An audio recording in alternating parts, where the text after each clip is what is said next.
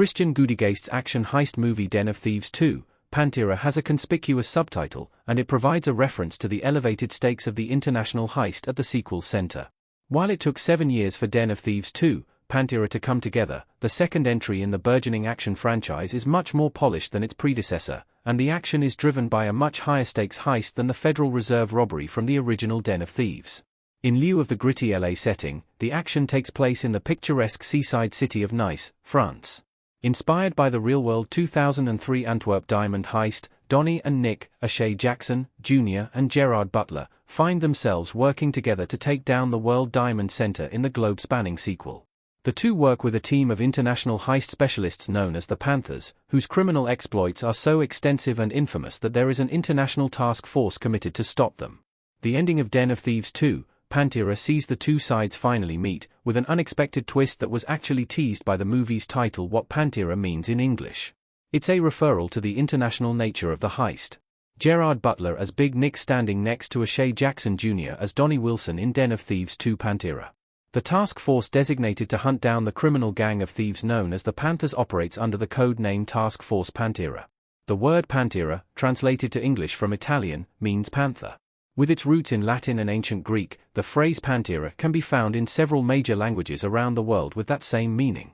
Sticking with Italian, a Pantera is what high-speed police cruisers are referred to, another nod to the cops and robbers theme of the entire franchise.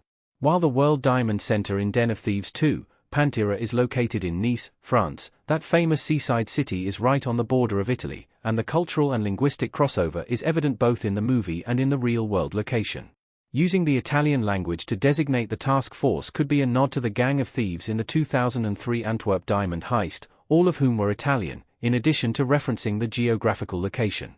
Ultimately, it's a way to distinguish the border-crossing international heist movie from its smaller-scale, US-based predecessor. Den of Thieves 2's Pantera references the new cruise. A special task force hunts the infamous team of robbers.